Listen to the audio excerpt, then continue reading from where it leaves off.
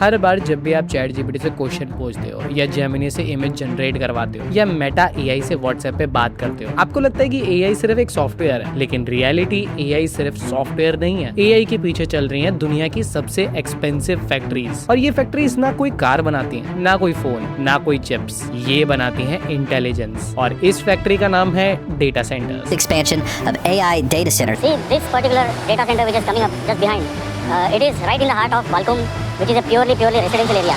Big tech companies are spending billions of dollars to build data centers around the country. Because I know that it will be no end to it. It is endless. अब एक shocking बात सुनो, एक AI data centre इतनी electricity consume करता है जितनी basically एक छोटे से शहर के घर कंज्यूम करते हैं। रोज लाखों लीटर पानी यूज करता है सिर्फ सर्वर्स को ठंडा रखने के लिए। The municipality has committed to them 12 MLD of water per day. और अब ऐसे हजारों डेटा सेंटर्स पूरी दुनिया में बन रहे हैं। लेकिन एक और शॉकिंग बात, अमेरिका और यूरोप में लोग इन प्रोजेक्ट्स को लेके प्रोटेस्ट कर रहे हैं, और इसी बीच India suddenly big tech companies का फेवरेट डेस्टिनेशन बन चुका है। गूगल, माइक्रोसॉफ्ट, अमेजॉन, मेटा सब इंडिया में एआई इंफ्रास्ट्रक्चर एक्सपेंड करना चाहते हैं। क्वेश्चन ये नहीं है कि एआई डेटा सेंटर अच्छे हैं या फिर बुरे, क्वेश्चन ये है क्या इंडिया एआई का ग्लोबल पावर हाउस बन रहा है? क्या इंडिया दुनिया का एआई लोड उठाने जा रहा है? आज की वीडियो में हम एक्सपोज करेंगे एआई डेटा सेंटर एक्चुअली करते क्या है, एआई को इतना पानी, इतनी इलेक्ट्रिसिटी क्यों चाहिए, बिग टेक कंपनीज इंडिया की तरफ क्यों शिफ्ट होना चाह रही हैं, और क्या एआई रेवोल्यूशन के नाम पे इंडिया कोई बड़े क्राइसिस की तरफ जा रहा है? वीडियो को एंड तक जरूर देखना, क्योंकि एआई का फ्यूचर सिर्फ सॉफ्टवेयर की स्टोरी नहीं है, ये इंफ्रास्ट्रक्चर की स्टोरी है। सेक्शन 1, ये एआई डेटा सेंटर होता क्या है?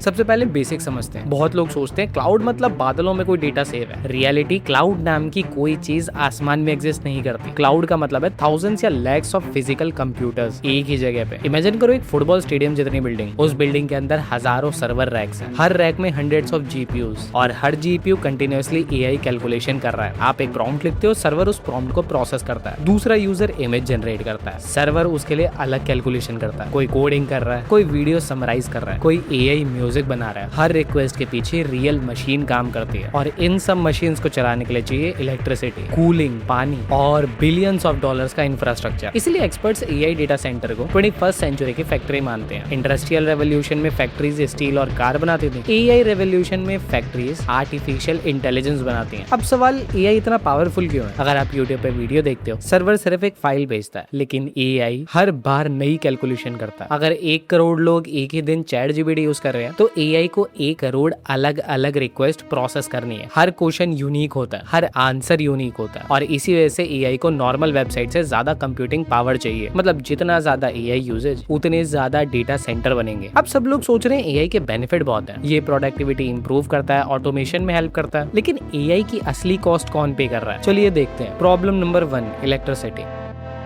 एक नॉर्मल ऑफिस की इलेक्ट्रिसिटी कंजप्शन और किसी एआई डेटा सेंटर की इलेक्ट्रिसिटी कंजप्शन दोनों डिफरेंट है। एक hyper scale AI data centre इतनी इलेक्ट्रिसिटी कंज्यूम करता है जितनी लगभग 80,000 घरों के लिए चाहिए। अब इमेजिन करो एक सिटी में 10 या 20 एआई सेंटर बन गए, इलेक्ट्रिसिटी डिमांड कितनी फास्ट बढ़ेगी, ग्रिड एक्सपेंड करनी पड़ेगी, पावर प्लांट्स और ट्रांसमिशन इंफ्रास्ट्रक्चर इंप्रूव करना पड़ेगा, और इसकी कॉस्ट अल्टीमेटली इकोनॉमी को ही बियर करनी पड़ेगी। Problem number 2, water.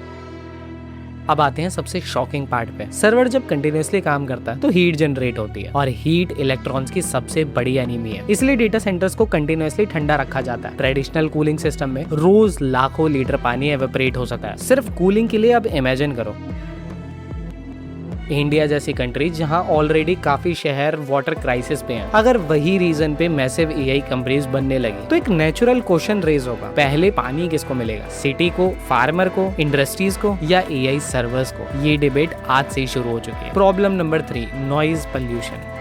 बहुत लोग सोचते हैं डेटा सेंटर्स बिल्कुल साइलेंट होते हैं। Reality, thousands of cooling fans, backup diesel generators, industrial chillers और 24/7 हमिंग साउंड। कई कंट्रीज में लोकल कम्युनिटीज ने इसी वजह से प्रोटेस्ट किया है, क्योंकि एआई सिर्फ डिजिटल दुनिया में नहीं, रियल दुनिया में भी इम्पैक्ट क्रिएट कर रहा है। Section 2, big tech companies India क्यों रुक कर रही हैं?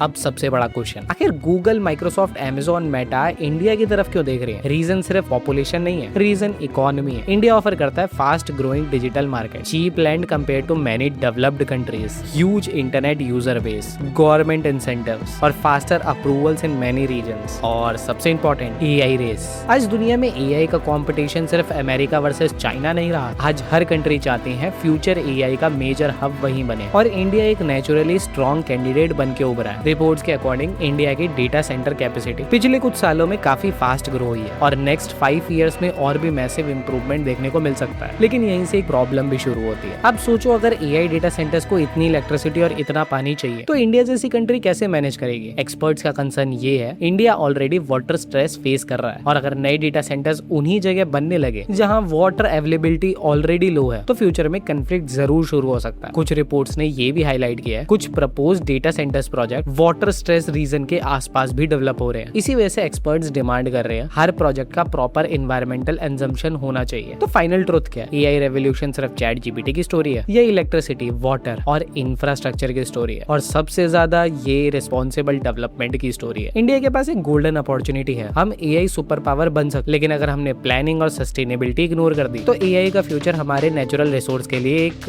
नाइटमेयर बन सकता है। टेक्नोलॉजी का असली पर्पस सिर्फ फास्ट होना नहीं, सुटेबल होना भी है, और शायद इसी बैलेंस पे इंडिया का एआई फ्यूचर डिपेंड करता है।